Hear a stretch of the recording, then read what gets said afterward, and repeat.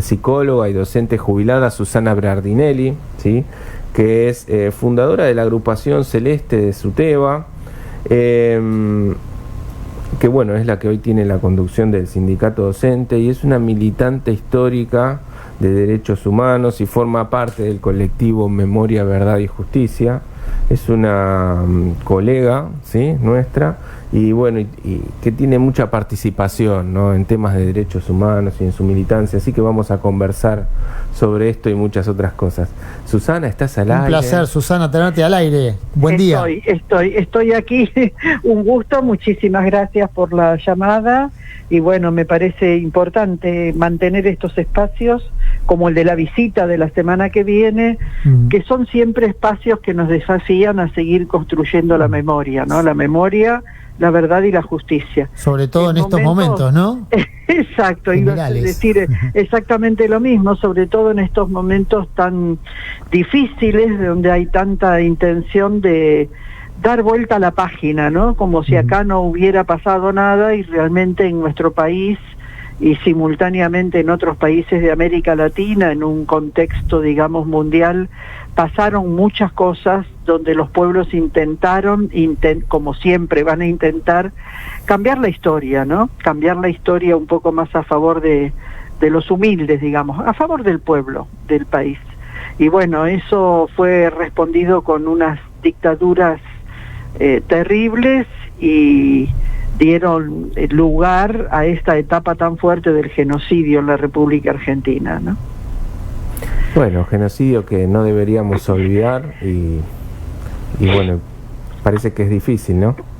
Y bueno, por suerte hay memoria, digamos, hay muchos compañeros dispuestos a seguir construyendo la memoria, hayan pasado o no por aquella etapa. Yo por edad, digamos, fui contemporánea, la sufrí lógicamente como toda la sociedad argentina, lo sufrí en lo personal, pero lo más importante es, una vez recuperada la democracia, cómo pudimos muchos hacernos cargo de esta historia y dar la vuelta, ¿no? O sea, la recuperación del centro clandestino de Quilmes. En Quilmes en realidad tenemos 2 centros clandestinos. El más grande, más importante, más conocido es el que se conoce como El Pozo, en la dirección que ustedes estaban dando, Garibaldi y Alison Bell. Y bueno, fuimos parte de todo ese proceso de recuperación en un aspecto muy interesante, porque se consiguió recuperar ese espacio como sitio de memoria a partir de una ley. De una ley que fue presentada por una diputada provincial en ese momento, Evangelina Ramírez, pero que en realidad fue construida durante bastante tiempo. Yo creo que estuvimos casi 2 años con una participación muy activa de representantes de distintas organizaciones, organismos. Así se elaboró la ley. Esto es lo que tiene de importante y de distinto con respecto a otros centros clandestinos recuperados en nuestro país, ¿no? Yo decía recién que hay 2, porque hay otro más pequeño en Don Bosco, el Puesto Vasco, conocido como Puesto Vasco, y también está incluido dentro de nuestro trabajo como Pozo, como colectivo por la memoria, verdad y justicia de Quilmes, ¿no? O sea, 2 patas, 2 aspectos distintos, con una historia muy distinta, pero 2 lugares de memoria en nuestro distrito. Importantes, digo, me parece que lo que ustedes están propiciando para el sábado próximo, para recorrer y conocer, es muy significativo, ¿no? Muy significativo. Susana, me gustaría preguntarte por esos años de docencia y militancia a la vez. ¿Cómo fue transitar ese momento? Y bueno, ¿cómo era para un poco, por ahí, para ilustrar para las generaciones futuras, ¿no? Y las generaciones jóvenes presentes, ¿no? O los profesionales más jóvenes también, ¿no? ¿Cómo eran esos años? ¿Cómo se transitaban? Donde había luchas tanto sociales y políticas, pero también había luchas en cuanto a los profesionales, en cuanto a cada actividad, ¿no es cierto? Sí, a ver, vuelvo a decir, mi historia es muy larga, no me voy a parar en cada una de las cosas, pero empecé militando como en la escuela secundaria y posteriormente en la universidad, ¿no? Conformando el centro de estudiantes. Fui compañera de Beatriz Perocio, o sea, por ahí teníamos un año de diferencia, pero militábamos juntas. O sea, era una época en nuestro país se había vivido numerosas interrupciones del proceso democrático, entonces es hacer historia, pero hay que hablar de la dictadura de Onganía, Levingston, Lanusse, digamos, ¿no? En sus tres etapas, que también habían comenzado con muchas ínfulas y con las urnas están bien guardadas y pensando que iban a durar 20 años, pero evidentemente hubo una resistencia popular, y cuando digo popular digo de los trabajadores y de los estudiantes, que hicieron que fuera atravesando distintas crisis hasta que finalmente esta lucha digamos, gestionó o impulsó la apertura o la convocatoria a nuevas elecciones en 1973. Es ineludible hablar de organización popular, de hablar de organización sindical y también en ese momento de la conformación de organizaciones armadas, organizaciones que veían una manera de lograr la democracia en ese contexto, ¿no?, de represión dictatorial, conformando una fuerza que pudiera confrontar, digamos, con las dictaduras, ¿no? Susana, para contextualizar mejor es muy amplio todo esto. Claro, el momento histórico. ¿Vos de qué año a qué año estuviste, digamos, transitando por la universidad? Yo me recibí en el 70, no sé qué tengo que hacer memoria, en el 75. En el 75, claro. Sí. O sea, ya cursé la universidad, ingresé a la universidad en dictadura, en la dictadura de Onganía. Terminé el secundario, ingresé en la dictadura de Onganía. Esa etapa, o sea, una etapa que fue muy activa, ¿no? O sea, hubo numerosas movilizaciones y actividades. Había un núcleo que eran los comedores estudiantiles, en Rosario, en Córdoba, digo que fueron núcleo de toda esta movilización y esta organización, ¿no? Pienso en el 75 y bueno, me imagino que era el momento más álgido de la confrontación política y bueno, en ese contexto te tocó por ahí recibirte y a la hora de empezar a hacer tu camino laboral y a la vez militar, bueno, apareció la dictadura, ¿no? ¿Qué fue lo que cambió en ese momento? Y bueno, cambió bastante, porque mi marido había sido diputado electo en el 73, Armando Croato, o sea que de alguna manera, tanto él como yo, por las características del aparato represivo, éramos figuras públicas.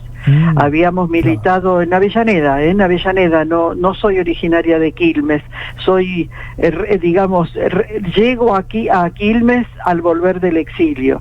Nosotros militábamos en Avellaneda, yo fundamentalmente en la parte estudiantil, mi marido en la parte municipal, y bueno, en función de esta militancia popular había sido designado diputado en el 73, el grupo de los diputados que renunciaron cuando Perón quiso hacer una reforma del Código Penal, una situación álgida que hubo, y después de ese tiempo, la verdad que tengo que decir que mi actividad estuvo concentrada en la provincia de Córdoba, formé parte del LINEA, de la educación de adultos, en un centro también sindical, con los telefónicos. Y ahí nos sorprende la dictadura, ahí nos sorprende el 24 de marzo de 1976.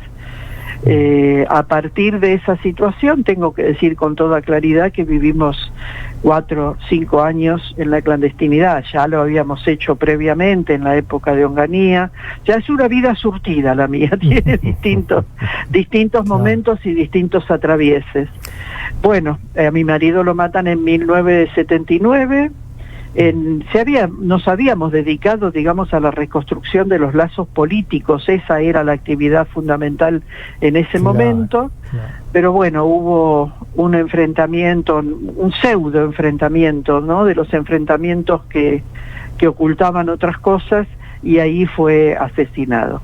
En ese momento salgo del país, así que desde el 79 hasta el 83, después de las elecciones, estuve fuera del país, exiliada, haciendo actividades porque el objetivo era, lógicamente, que nuestro país pudiera recobrar la vida democrática, ¿no? Que los ciudadanos pudiéramos recobrar los máximos derechos, ¿no? De votar, de elegir, de trabajar, sindicalizarnos, sí, todo lo que también en este momento está cuestionado, que estemos en una dictadura, ¿no? Y Susana, en el exilio, digamos, ¿de cuántos años se trató? Estoy hablando aproximadamente de 4 años. Yo me fui primero a España con mis hijos. Tenía en ese momento un hijo de 8 años y una hija de 3 años y pico aproximadamente. Bueno, pude salir con los chicos a España y ahí en realidad me convocaron para una actividad que en mi doble calidad de psicóloga y de maestra me resultó accesible, que fue estar a cargo de la guardería de los compañeros que volvían al país. O sea, la guardería cuidaba o contenía a los hijos de los compañeros que volvían al país a tratar de seguir esta lucha por la liberación, vamos a decir, y suena muy grande, muy amplio, pero a mí me gusta decir por la recuperación de la democracia, ¿no? Bueno, tenemos que contarle a la audiencia que esa historia sí quedó documentada en un documental, valga la redundancia, que creo que lo hizo tu hija, ¿puede ser?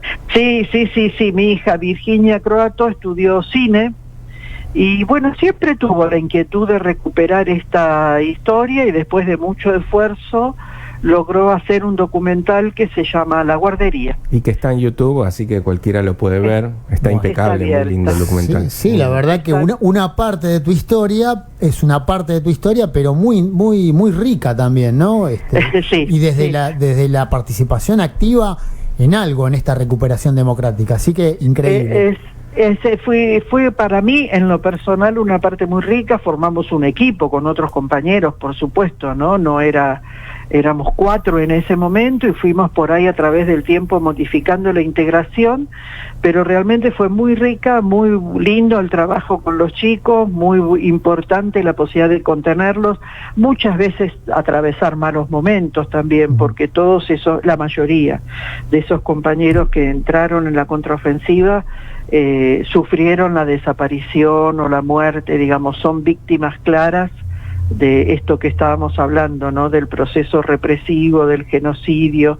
Pero bueno, pudimos hacer un grupo que nos seguimos viendo todavía con los chicos y nos seguimos encontrando y manteniendo esta cálida denominación de tía, ¿no? Somos las tías de la guardería, porque queríamos darle, hoy día la palabra guardería estaría cuestionada, pero en ese momento y en ese contexto de la sociedad cubana era entendible, digamos, ¿no? Y así nos definíamos. Los chicos, por otro lado, asistían a los círculos de infancia de Cuba, o sea que también tenían una integración con sus grupos de iguales, no era un grupo cerrado de argentinitos, digamos, en el exilio, ¿no? Sino que tenían... Susana, te tiro unos años para atrás, digamos, en la época en la que militabas con Beatriz Perocio. ¿Vos compartiste con ella las luchas por la jerarquización de la profesión a las que ella estaba dedicada? ¿O? No, porque yo lo que nosotros compartimos fue la etapa de estudiantes. Ajá. Digamos, la etapa de estudiantes. Después yo empiezo otra línea de militancia, más en lo local, más en lo zonal, digamos, y incluso creo que nos vimos una sola vez más, no nos vimos más, porque siempre fue en una especie de semiclandestinidad, digamos, ¿no? Siempre fue con algunos problemas. Compartíamos, por supuesto, el convencimiento. Lo que no quiero arrogarme es haber estado junto con ella en la lucha, digamos, ¿no? Porque en esa etapa no. Compartimos la etapa de estudiantes con ella, con Jorge Sevilla, había otro compañero también, Jorge Barili. Bueno, en fin, con una serie de compañeros que nos sumamos más que nada a la participación estudiantil, vuelvo a decir, previo en la dictadura de... Hubo un punto ahí que quizás tenga que ver con la formación de los colegas de esa época, y es que Beatriz Perocio también tenía un jardín. Ajá, mira. Eso lo leí, no lo conocí en su momento. Claro, ella trabajaba cuando sucede que la secuestran. Estaba trabajando en el jardín, que tranquilizó a todos, que dijo que me vinieron a buscar tranquilos, ¿no? Exacto. O sea, siempre cumpliendo la función de terapeuta, ¿no? De tratar de lidiar con la situación. De contener la situación. No, lo mío fue distinto, digamos, ¿no? Eran chiquitos que estaban sin sus papás y que vivían con nosotros. Y a pocos pudimos restituir verdaderamente a sus papás, ¿no? O sea, la mayoría lo tuvimos que entregar a abuelos que los iban a buscar por las características de lo que después se ventiló, se conoció, se difundió más en el juicio de la contraofensiva, ¿no? Sobre eso te quería preguntar, ¿cómo fue esa etapa, que es muy posterior, ya es de los años 2000, ¿verdad? No, sí, eso es posterior. El juicio comenzó en el 2019. La verdad que nosotros trabajamos casi yo no sé si exagero y digo casi unos 15 años antes, con el cambio de política en cuanto a derechos humanos, ¿no? O sea, nosotros trabajamos con Pablo Yonto, con el abogado muy conocido por todas las causas de derechos humanos y demás. Él nos fue convocando, nos fue proponiendo, ubicamos, nos íbamos relacionando y haciendo todo un trabajo de sistematización y nos constituimos como querellantes.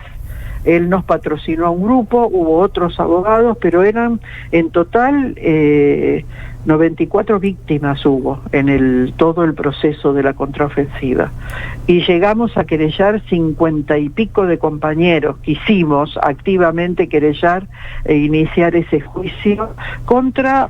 Fue una cosa bastante original, porque no se querelló, no se juzgó a los que ejecutaron, digamos, directamente, sino a los artífices de la decisión de la represión, a todo el organismo de inteligencia, ¿no? Los institutos superiores, los institutos militares, Batallón 601 de inteligencia. Yo no soy muy precisa en mi memoria, ¿no? Pero otra característica de este juicio es que fue el primero que pudo transmitir por televisión y con audio, y lo transmitió La Retaguardia.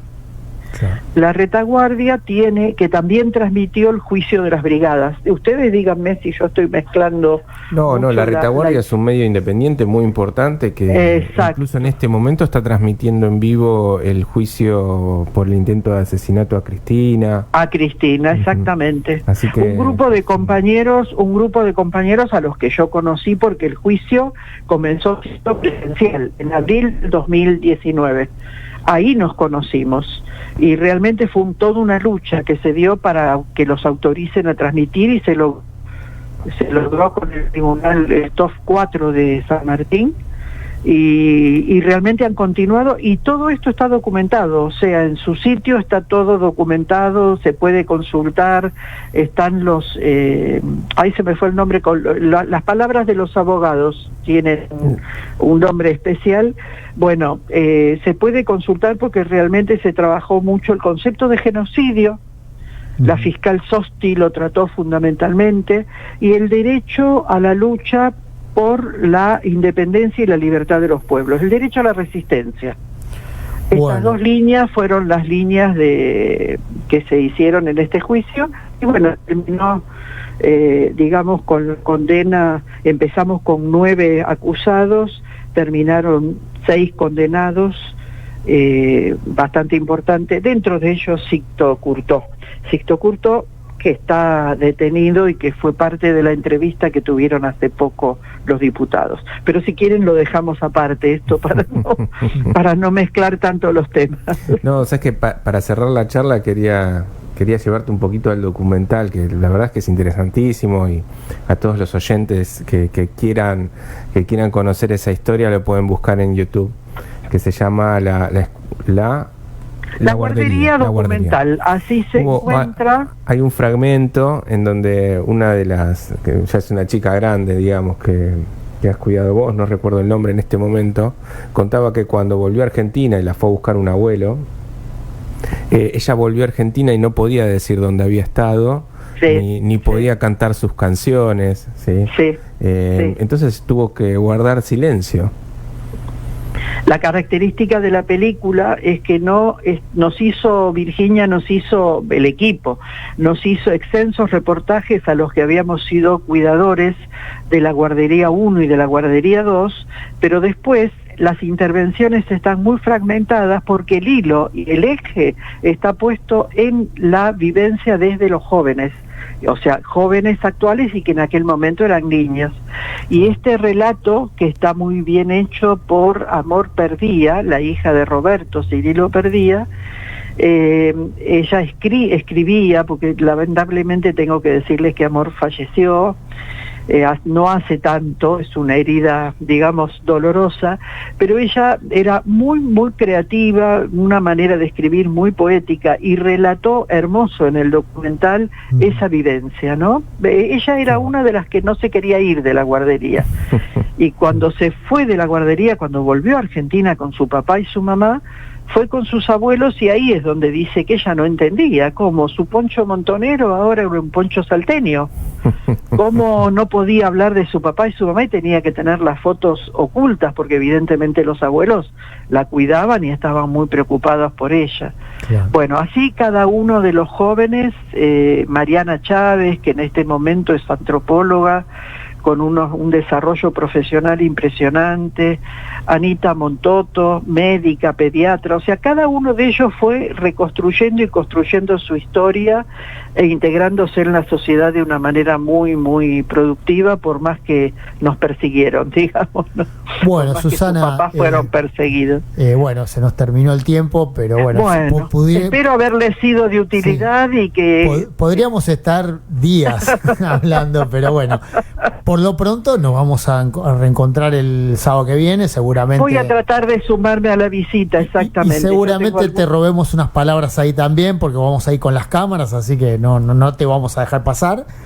Pero Susana, te quería preguntar para cerrar. Primero, sí, lo que significó para vos la vuelta a la democracia y el retorno al país. Y segundo, me gustaría preguntarte por tu número de matrícula. ¿Vos te matriculaste en algún momento? Sí, yo me matriculé, o sea, bueno, mi matrícula era el número 60.130. O sea, la lucha por conformar el colegio nos tuvo a nosotros como partícipes activos. Formé parte también del colegio, fui vocal en algún momento. ¿Te acordás el año? Ay, no me voy a acordar el año, no hice memoria como para tenerlo presente. Pero era en los 90, ponele. Sí, la presidenta era Olga Pese. Ah, Olga Pese, claro, en los 92 entonces. Exactamente, en esa etapa, bueno, antes nos habíamos matriculado, después claro, me sumé a participar en una lista, ¿no? Pero antes nos habíamos matriculado. Y bueno, esta fue parte de la cuestión de reintegrarnos en la democracia, o sea, la primer necesidad, trabajar, porque yo crié mis hijos, digamos, ¿no? Para poder sostener a la familia, pero al mismo tiempo esta cuestión de mantener la militancia y el enganche, digamos, desde cero, si se quiere, mentira, no es desde cero, pero en esa nueva etapa, digamos, ¿no? Entonces de ahí empieza la militancia gremial, sindical, en aquel momento fue la huelga larga, ¿no es cierto? La creación del SUTEBA, digo, o sea, mi historia está enganchada con una cantidad de hitos históricos que por un lado me emocionan y por otro lado me llenan de orgullo, ¿no? Porque haber podido hacer algo en conjunto, en equipo, como corresponde, en el marco de los colectivos, de los distintos colectivos, es bueno. Bueno, Susana, hasta el sábado, hasta siempre. Hasta el sábado próximo, sí, ojalá nos podamos ver en la visita y muchísimas gracias por esta posibilidad de sumar algún aporte al trabajo que se hace desde el colegio. Bueno, muchas gracias. Muchas gracias, Susana. Un fuerte abrazo. Buenos días. Chao. Bueno, José. Qué gran charla, ¿no? Qué entrevista tan me pone la sensibilidad ahí a